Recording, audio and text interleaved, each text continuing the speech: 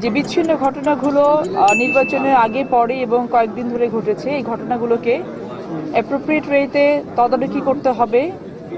যারা দোষী তাদেরকে দল মত ধর্ম বর্ণের ঊর্ধ্বে উঠে গিয়ে শুধুমাত্র দোষী হিসেবে ট্রিট করে তাদের বিরুদ্ধে আইনি ব্যবস্থা গ্রহণ করতে হবে।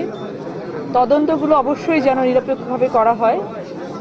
আমি আপনাদেরকে অনুরোধ করতে চাই এবং বলেছি, আমি আজকে প্রশাসনের সাথে কথা বলে মিটিংয়ে বলেছি যে আমাদের আশেপাশে কেউ যদি কোনো ধরনের অন্যায়ের সাথে জড়িত থাকে, অন্যায়কারীর কোনো দল নেই।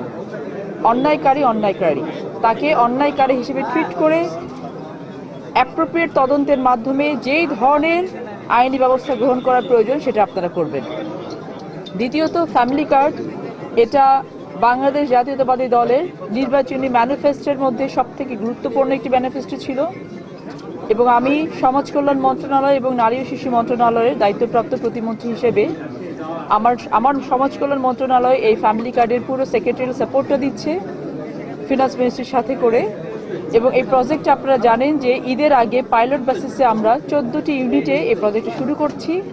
এই 14টি ইউনিট 14টা উপজেলার একটি ইউনিয়নের একটি ওয়ার্ডকে নিয়ে শুরু হবে এবং এই পাইলট বেসিসে 14টি ইউনিটে যদি আমরা সাকসেস হতে পারি, একইভাবে একই ডিজাইনে একইভাবে কমিটি গঠন করে আমরা পরবর্তীতে গ্র্যাজুয়ালি পুরো বাংলাদেশে এই প্রজেক্টটি আমরা চালু করব। আপনারা জানেন যে ফ্যামিলি কার্ড হচ্ছে একটি পরিবারের জন্য, পরিবারকে অর্থনৈতিকভাবে স্বাবলম্বী করার জন্য এবং পরিবারের বয়োজ্যেষ্ঠ নারী যে প্রতিনিধি থাকবেন, নারী বা মা বা বোন, তার নামে ফ্যামিলি কার্ডটি হবে। এটি একটি ইউনিভার্সাল প্রজেক্ট। গ্র্যাজুয়ালি এটি সবাই আমরা পাবো, অবস্থা ভেদে সবাই পাবো।